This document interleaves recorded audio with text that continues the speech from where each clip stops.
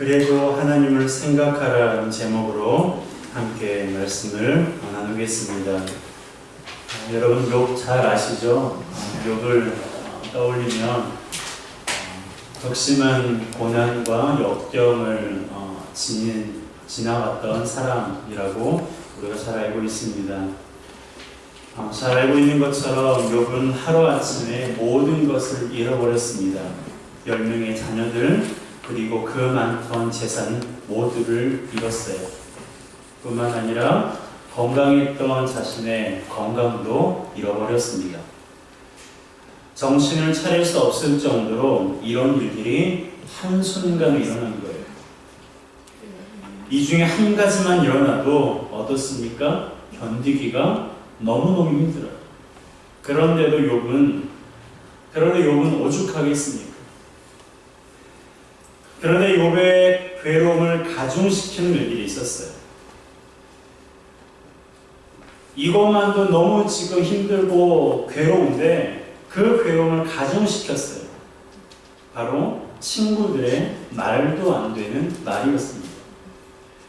그것이 얼마나 괴로웠던지 욥은 다음과 같이 말하고 있습니다. 2절과 3절 함께 읽습니다. 너희가 내 마음을 괴롭히며 말로 나를 짓부수기를 어느 때까지 하겠느냐?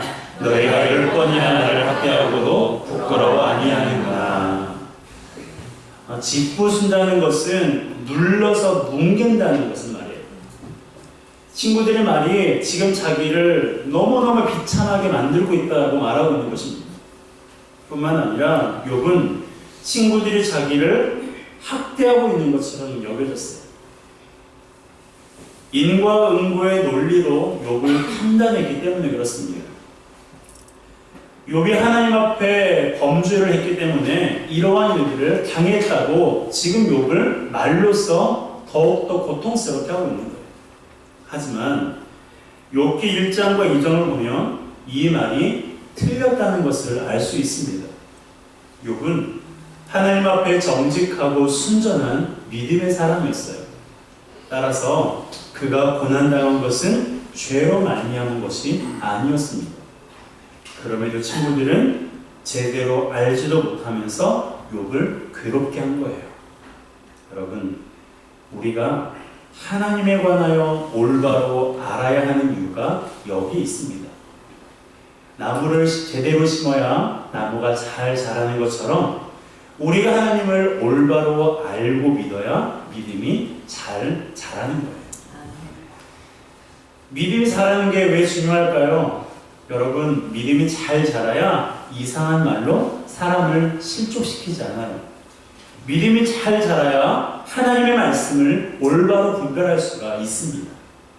그렇지 않으면 이곳 저곳에서 들은 성경 지식으로 요즘은 유튜브나 여러 가지 SNS를 통해서 수많은 성경에 대한 지식들, 강의들, 설교가 많은데요. 그런 성경 지식으로 누군가를 판단하고 가르쳐서 실족시키는 경우가 허다합니다. 여러분, 실족시키는 게 얼마나 무서운 건지 잘 아시죠? 예수님 말씀하셨잖아요. 너희가 어린아이 하나를 실족시키면 무엇을 메고요? 연자맷돌을 메고 깊은 바다에 빠뜨리라 말씀하고 있습니다. 그만큼 사람을 실족시켜서 믿음으로부터 떠나게 만드는 게 너무너무 무서운 죄예요. 그러므로 하나님의 말씀을 올바로 알아서 하나님을 잘 믿고 믿음이 건강하게 자라는 것이 얼마나 중요한지 모릅니다. 그러한 우리 모두가 되시기를 주님의 이름으로 축복합니다. 그런데요, 잘 아시는 것처럼 믿음이 있다고 어려움을 만나지 않는 것은 아닙니다. 열심히 신앙생활을 해도요, 인생에서 고난을 만나기도 해요. 그 대표적인 사람이 저는 욥이라고 생각합니다. 욥은 하나님의 주권을 인정하면서도 이러한 고난 중에 자기가 처하고 있는 것에 대해서 심기가 불편하고 또한 억울한 마음이 들기도 했어요. 그도 사람이거든요. 그것도 그럴 것이 모든 것이 절망적이었습니다. 19장 그런 내용들이 상세하게 기록되어 있는데요. 오늘 좀 함께 읽어볼 말씀들이 좀 길지만 우리가 한 구절 한 구절 읽어가면서 욥이 하나님 앞에서 어떠한 마음들을 가지고 있었는지 우리가 좀 살펴봤으면 좋겠습니다. 그 가운데 가장 먼저 욥이 느낀 절망은요, 하나님과의 관계가 단절되는 것이었어요. 자, 7절에서 12절인데요. 한 절씩 교독하겠습니다. 저부터 읽습니다.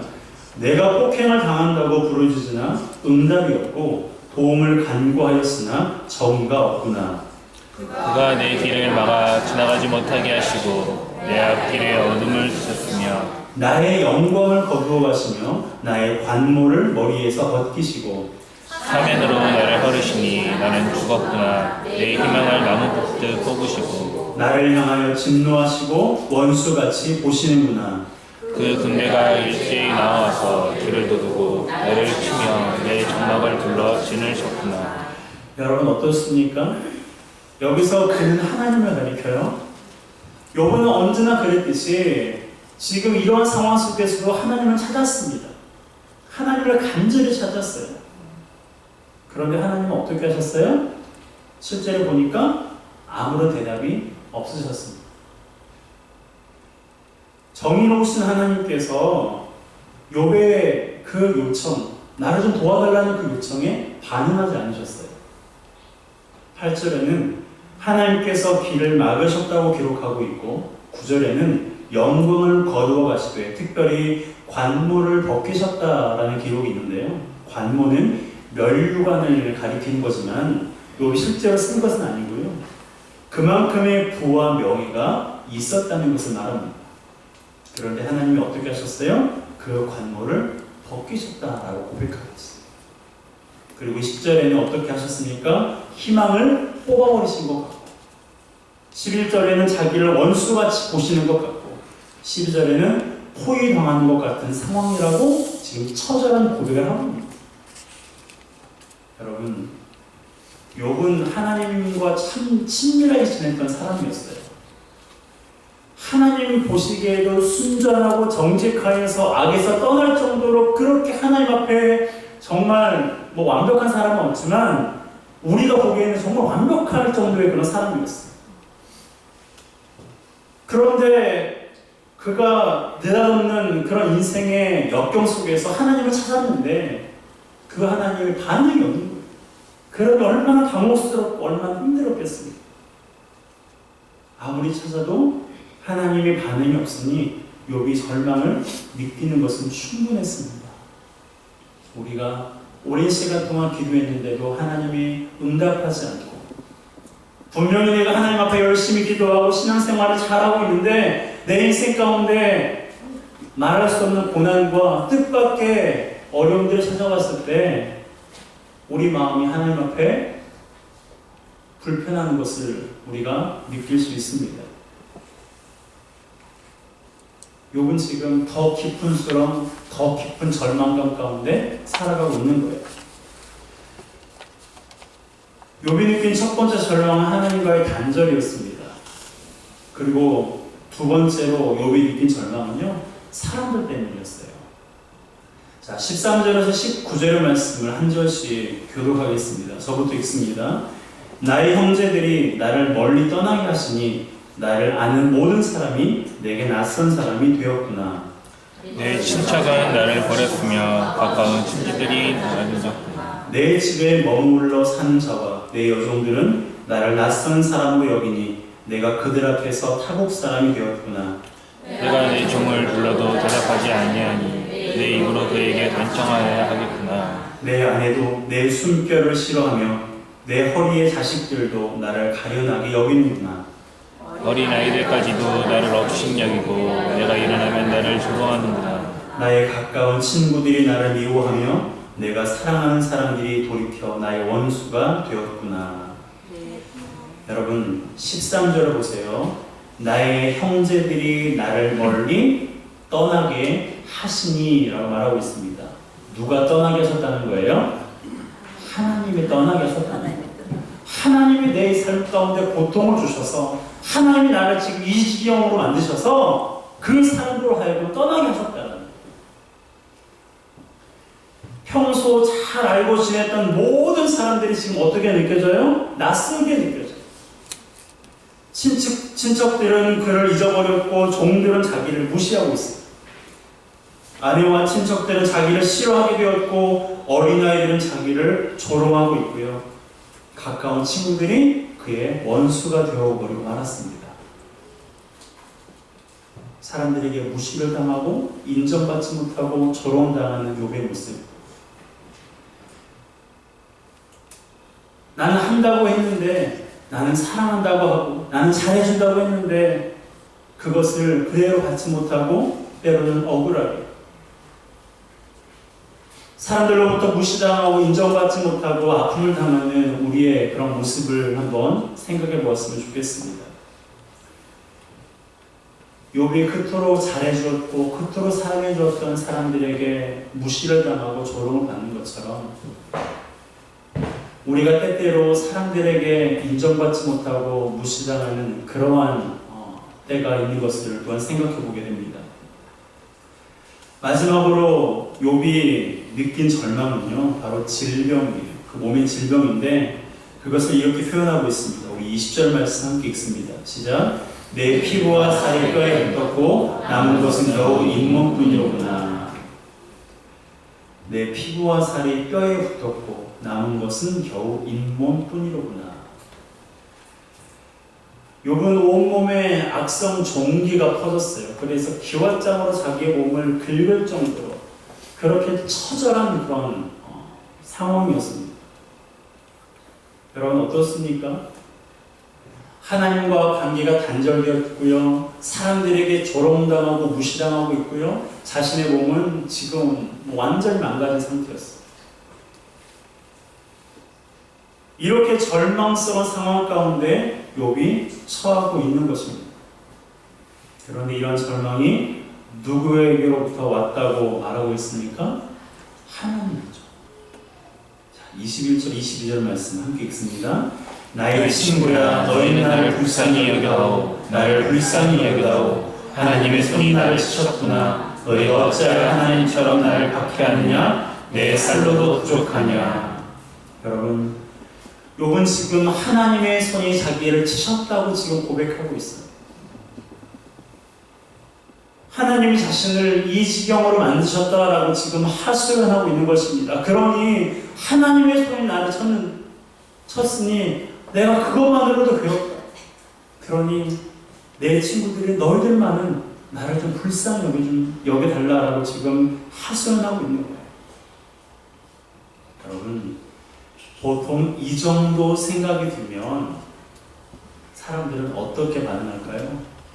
평상시에 교회 열심히 다니고 열심히 봉사하고 하나님을 잘 믿던 사람들이 하나님과의 하나님과 관계도 끊어져 버리고 사람들에게 조롱당하고 무시당하고 몸에도 질병이 걸리면 많은 사람들은요 교회를 떠나요. 하나님이 어린다며 신앙을 떠나버립니다. 버립니다. 욥은 어떻게 했을까요? 욥은 이렇게 절망스러운 상황이 지금 자기에게 있음에도 불구하고 그래도 하나님을 생각했어요. 그래도 하나님을 생각했습니다. 하나님의 손이 자신을 쳤다라고 고백하는 그런 욥이었지만 그럼에도 불구하고 욥은 하나님을 생각했어요. 절망 중에서 그가 생각했던 하나님에 대한 고백은 그러면 무엇이었을까요?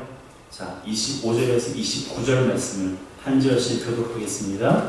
내가 알기에는 나의 대속자가 살아계시니 마침내 그가 땅 위에 서실 것이라. 내 가죽이 벗김을 당한 뒤에도 내가 육체 밖에서 하나님을 보리라. 내가 그를 보리니 내 눈으로 그를 보기를 낯선 사람처럼 하지 않을 것이라. 내 마음이 초조하구나. 너희가 만일 이르기를 우리가 그를 어떻게 칠까 하며 또 이르기를 이의 뿌리가 그에게 있다 할진대. 함께 읽습니다. 너희는 하를 두려워할지니라. 분노는 하의 형벌을 부르나니 너희가 심판전이 있는 줄을 알게 되리라. 아멘. 욥이 하나님에 대하여서 고백하고 있는 게 뭐예요? 25절에 보니까 나의 대속자가 살아계신다. 욥은 그 극심한 고난 중에서도 하나님 앞에 고백하고 있어요. 그래도 하나님을 생각했는데 어떤 하나님을 생각했느냐? 그래도 하나님은 살아계신다는 거예요. 하나님의 손이 자신을 쳤음에도 불구하고 그래도 하나님은 살아계신 나의 하나님이라고 고백하고 있는 거예요. 여러분, 이것이 얼마나 중요한 믿음의 고백인지 모릅니다. 많은 사람들이 교회를 다니고 있지만 하나님을 너의 하나님으로 믿고 있어요. 나의 하나님으로 믿지 않고 목사가 믿는 하나님, 장로가 믿는 하나님, 그런 하나님으로 믿고 있기에 고난과 어려움 속에서 넘어지는 거예요. 하나님을 떠나는 거예요. 여러분, 하나님을 나의 하나님으로 만나셨습니까? 하나님이 여러분들의 나의 하나님이십니까? 아멘. 그러기를 주님의 이름으로 축복합니다. 아멘. 그것이 제일 중요해요. 제일 중요해요. 그리고 26절에는 뭐라고 고백하고 있습니까? 이 육체 밖에서 하나님을 볼 것이라고 고백했어요. 사실 부활이라는 말은요, 신약에 와서 회자되고 신약에 와서 풍성해진 그런 단어예요. 그런데 욥은요, 구약의 성도임에도 불구하고 이른 시간부터 부활에 대한 확신이 있었어요. 육체 밖에서 하나님을 본다라고 하는 것은 죽음 이후에 신령한 육체를 갖는 부활을 의미하고 있는 겁니다. 그걸 생각하는 순간 하나님을 대면하여 만날 생각에 마음이 초조해진다고 27절에 고백하고 있는 거예요. 왜 초조해질까요? 욥은 항상 하나님을 만나고 싶었거든요. 하나님을 너무너무 사랑해서 하나님을 이제 만날 수 있겠구나 라는 그런 마음이 지금 초조한 거예요. 물론 29절에 보게 되면 욥은 하나님이 심판장이신 것을 알았습니다. 그럼에도 불구하고 그분을 보고 싶었고 그분을 만나는 것을 두려워하지 않았어요. 왜냐하면 욥의 결백함이 하나님에 의해 증명될 것을 확신했기 때문입니다. 비록 하나님의 손이 자신을 쳤다고 고백한 욥이었지만 자신이 이렇게 어려움을 당한 것은 자신의 죄가 아닌 무슨 하나님의 뜻이 있겠지라는 믿음의 고백. 하나님이 내 삶의 주인이요 그분이 나에게 주셨으니 나의 모든 것을 가져가신 나의 주권자이심을 그가 알았기 때문에 이렇게 고백할 수가 있는 것입니다. 여러분, 욥은 기가 막힌 절망의 수렁에 빠져서도 하나님을 생각했어요. 하나님이 어디 있냐? 하나님 나에게 어떻게 이렇게 하실 수가 있지? 라고 하며 원망하며 불평하는 것이 아니라 그 깊은 절망의 수렁에 빠져서 누굴 생각했어요? 하나님을 생각했어요. 자신을 억울하게 만드신 분이 하나님이라는 것을 알고 있음에도 불구하고 그 깊은 수렁에서 하나님을 생각하는 거예요. 그래서 그가 절망에 빠졌지만 더 깊은 절망에 빠지지 않은 거예요.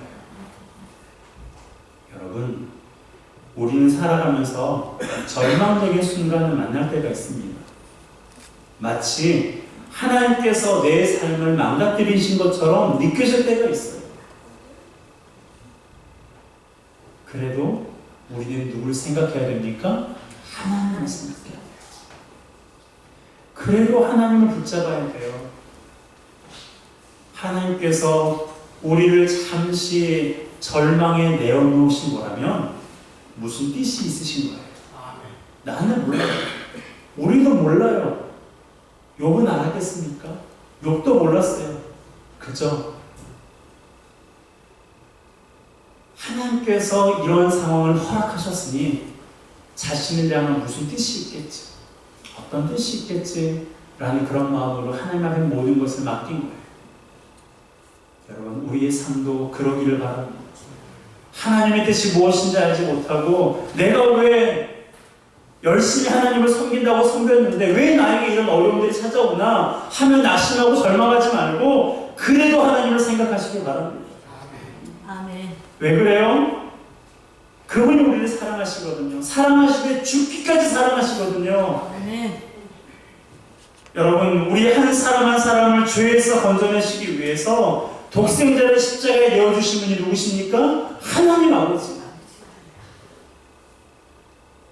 남의 자식 살리자고 내 자식을 내어주신 분이고요. 남의 자식이 아닌 원수를 살리시기 위해서 독생자 예수 그리스도를 십자가에 내어주십니다. 그러니 우리가 때때로 하나님이 나를 치신 것처럼 여겨지고 때때로 하나님이 내 인생을 망가뜨리신 것처럼 보일지라도요, 그래도 우리가 하나님을 생각해요. 하나님은 우리를 버려서 우리를 떠나셔서 그러신 게 아니라 나는 알지 못하지만 하나님이 나를 향한 우리 한 사람 한 사람을 향한 위대한 계획을 가지고 계시기 때문에 그렇습니다. 아멘. 여러분, 하나님께서 우리를 사랑하세요. 그 사랑을 잊지 않고 그 사랑 안에 거하는 우리 모두가 되었으면 좋겠습니다. 아멘. 이번에 김경환 사모가 갑상선 암 수술을 했잖아요. 저는 이 갑상선 암이 이제 저희 가정이 들어오기 전까지는 사람들이 그렇게 말하잖아요. 갑상선 암은 착한 암이라고, 선한 암이라고. 제가 직접 경험해 보니까요, 누가 말했는지 모르지만 때려주고 싶더라고요. 지금 2주간 다른 곳에 가서 지금 회복 중에 있습니다. 경과는 좋지만 아직 회복하는 데 시간이 많이 걸리기 때문에 그런데 참 이 암이라는 단어가 무섭더라고요. 물론 하나님께서 하실 거라는 믿음이 있었어요. 불안해하거나 두렵진 않았는데 그래도 이 암이라는 이 단어가 사람 마음을 덜컹하게 만들더라고요. 늘 기도하면서 하나님께서 만져주시고 치료해주시기를 위해서 기도했는데 이제 수술을 하러 들어갔고 제가 조금 늦었어요. 예정보다 시간이 좀 수술 시간이 앞당겨져가지고 그래도 아내가 들어간 그 수술실 앞에 한번 가보고 싶은 마음이 들어서 한번 가보았습니다. 그랬더니 그 수술실 앞에요, 이런 구절이 새겨져 있는 거예요. 보여주시래요. 두려워하지 말라, 내가 너와 함께합니다. 사실 저기까지만 보면 성경에 여러 군데에 기록되어 있는 말씀이에요. 그런데 친절하게도 이렇게 적혀 있죠. 이사야 41장 10절. 2019년 우리 교회에 주신 주제의 성구입니다. 제가 저 성구를 본 순간 멍해졌어요. 그러면서 제 안에 확신이 생기더라고요. 하나님 하시겠구나. 그전에도 그런 믿음이 있었지만 하나님께 다시 한번 제 안에 하나님이 치료하시겠구나. 그랬더니 정말 경고가 좋게 나왔어요. 여러분, 하나님의 말씀을 우리가 붙들어야 할 이유가 여기에 있습니다. 세상이 그 어떤 것도요, 우리의 마음을 붙잡아 주지 못해요. 우리에게 평안을 주지 못해요. 우리가 깊은 수렁에 빠졌을 때 그 어떤 사람도 그 어떤 것도요, 세상의 어떤 것도 우리를 그 깊은 수렁에서 건질 수가 없어요. 그런데요, 하나님은 하세요. 하나님의 말씀에 능력이 있고 하나님의 말씀에 생명이 있기 때문에 우리는 그 깊은 절망 가운데 있을지라도 누구를 생각해야 돼요? 하나님을 생각해야 돼요. 두려워하지 말라, 내가 너와 함께하리라 말씀하신 그 하나님을 우리는 생각해야 됩니다. 여러분, 하나님 우리를 사랑하십니다. 하나님 우리와 함께 하십니다. 아멘. 어떤 어려움과 고난 중에 살아가고 계십니까? 여러분, 세상 바라보지 마세요. 아멘. 세상에서 이것이면 충분하다라고 말하는 그것에 여러분의 목숨을 걸지 마세요. 여러분의 삶을 낭비하지 마세요. 우리에게 생명을 주시고 우리에게 소망을 주시고 우리를 깊은 수렁에서 건져주실 분 오직 예수 그리스도, 아멘. 하나님 한 분밖에 없다는 것을 기억하며 우리가 그 고난 속에서도 그래도 하나님을 생각하는 믿음의 사람 되시기를 주님의 이름으로 축복합니다. 함께 이 시간 찬양하겠습니다. 하나님의 음성을 듣고자 기도하면 귀를 기울이시고 내 기도를 들어주신다네. 함께 찬양하고 기도하겠습니다. 하나님의 음성을 듣고자 기도하면 귀를 기울이시고 내 기도를 들어주신다네. 깊은 웅덩이와